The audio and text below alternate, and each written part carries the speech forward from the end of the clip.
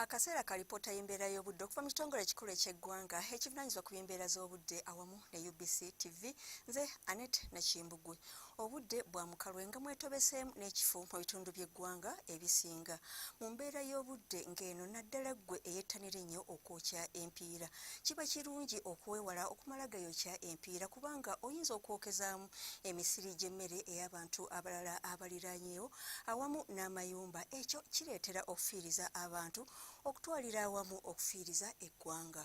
Olwaleero ku bifaananyi bya Ssemugenzi ebyakubiddwa ku Ssemazinga Africa biraga nti Sseruwandula mpewo mu bukiikaddyo ku Ssemazinga Africa zeeyongeddemuko ku maanyi era nga zisindiikiriza omukubo gw'enkuba okweyongera mu masekkati aga Ssemazinga Africa okutwalira awamu n'ebitundu byaffe nga kye kiviiriddeko embeera y'obudde ey'ekiddedde mu bitundu ebyo ebiri mu bukiikaddyo obw'eggwanga lyaffe.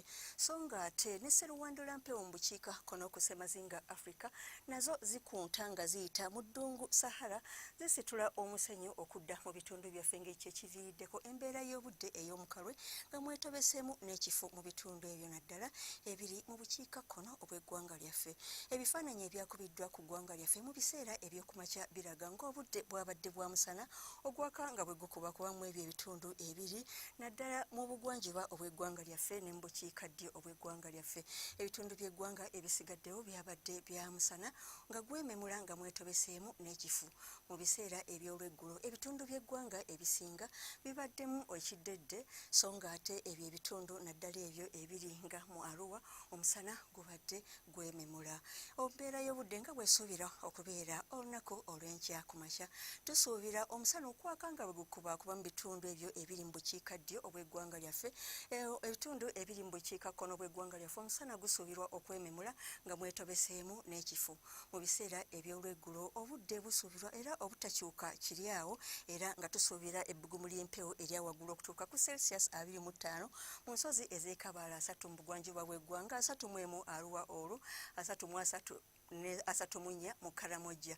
Olwo ebitundu ebiri mu buvanjuba bw'eggwanga temperature esuubirwa okutuuka ku Celsius 32 n'ebyo ebiri mu masekkati g'eggwanga lyaffe. Olwo ebyebulunguludde ennyanja Nalubaale omusana gusuubirwa okwaka nga gukubakubamu ne temperature okutuuka ku Celsius 28.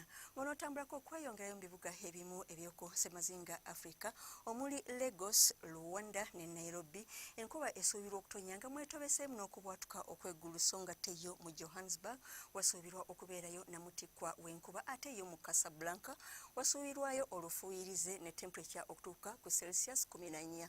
Okutambulako okweyongerayo mu bibuga ebirala ebiri emitala w'amayanja omuli Beijing yo temperature esuubirwa okutuuka ku Celsius 5 ate yo mu Moscow temperature esuubirwa okutuuka ku Celsius 2. Yo mu London temperature esuubirwa okutuuka ku Celsius 6 ate Roma wasuubirwa okubeerayo enkuba ne temperature okutuuka ku Celsius 15.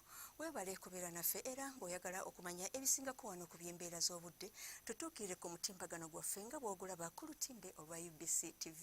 Nze Annette Nakimbugwe, weeraba.